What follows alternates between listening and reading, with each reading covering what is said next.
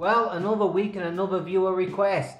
Weirdly, another Charlton Heston movie, this time much later in his career. So let's take a look back at Omega Man, which is a 1971 American post-apocalypse action film directed by Boris Sagal. It is an adaptation of the 1954 book I Am Legend by Richard Matheson, and is in fact the second adaptation following on from the Vincent Price black and white version from 1964. A third adaptation starring Will Smith called I Am Legend was released in 2007. Like all the film adaptations, this differed hugely from the novel. In this version, humanity is destroyed by biological warfare between China and the Soviet Union, rather than being a bacterial infection passed by bats and mosquitoes as in the book. In the original story, the infected are turned into nocturnal vampire-like creatures, whereas here, a small percentage of the population are turned into nocturnal albino mutants, with the vast majority of humanity being killed due to the plague. The writer of the book, Richard Matheson, who had his partial writing credit removed from the original film due to being so disappointed with it, has said about this version that the Omega Man was so removed from my book that it didn't even bother me. Originally, the producers wanted to build a large-scale abandoned metropolitan downtown area to film on, but this was far too financially prohibitive, so they instead filmed in downtown LA in the financial district on Sunday mornings, as it was largely free of traffic and pedestrians. Even though the crew were very careful, you can still occasionally see passers-by in the background in the far distance. However, the facade and set for Neville's Fortress apartment and various other sets can still be viewed on Google Earth on the Warner Brothers Ranch Park Boulevard in Burbank.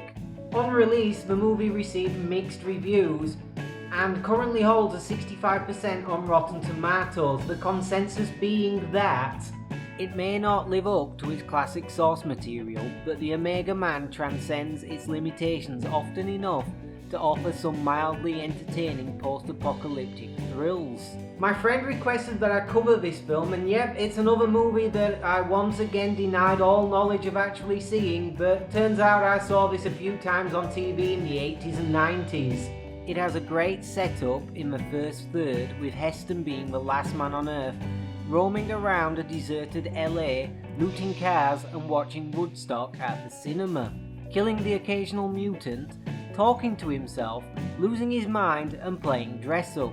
You know, just the things you'd do if you were in fact the last man alive.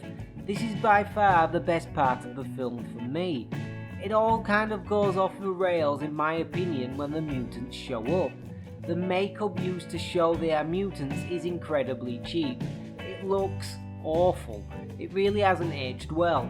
In fact, the entire look of this film is very 1971. Whereas last week's film was a timeless cinematic classic, this is a definite relic of its time. It has that very specific, very dated neo-futurism of the early 70s look to it. The other problem with the mutants is rather than being seemingly mindless vampiric monsters of other adaptations, who it is later revealed have some form of humanity and societal structure, here they are in fact just a Luddite cult of seemingly cognizant human beings, and this is shown to us the viewer straight off the bat, which ruins the novel's actual deep moral quandary that the protagonist doesn't realise he has dehumanized a group of people until they do the exact same thing to him. Here, he realises just fine what he's doing and just doesn't care. It also doesn't make any sense really that all of the mutants would willingly just forego modern comforts and technology because they are albinos. This makes both the protagonist and antagonists kind of assholes for differing reasons, which obviously isn't the vibe they were going for with a small child asking this about Heston's character. Are you God? And him literally dying in a very Jesus-like pose at the end. Heston does eventually discover that he isn't the last man on Earth, and that brings us to the one really notable thing about this. That being it has one of the very first on-screen interracial kisses, which was obviously still controversial in the early 1970s. The producers had the idea for the character, played by actress Rosalind Cash, to be African American due to the rise of the Black Power movement that was happening in America during the 60s and 70s, including a kissing scene, as they assumed after the apocalypse, people just wouldn't care about such things as race. Rosalind Cash is great in her first leading lady role and plays the character exactly like she's gotten lost on the studio backlot and should be on a blaxploitation flick, being a great source of many semi-comedic one-liners, which is something Tim Burton has said has inspired him in his career greatly, with this being one of his favourite movies, due to this possibly being the first major motion picture that included such dialogue. This contrasts nicely with Heston's more subdued conservative performance. Although he's getting a little bit older here, he is still a magnetic presence as always on screen. On release, the film was roundly criticised for its graphic portrayal of violence, mainly by Heston's character, who guns down lots of cult members throughout. A fact not helped by them being clearly humanised by being a cult rather than the seeming monsters from the novel. By today's standards, Rambo 5, this is not. The action is fairly tame, but still entertaining enough when combined with the overall narrative. I can't say I was ever bored rewatching this one.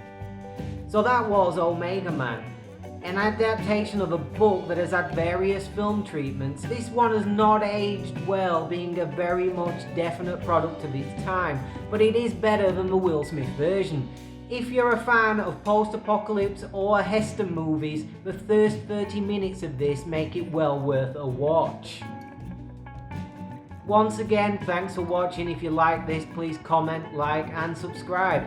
Next week we're doing Tremors and a special guest star.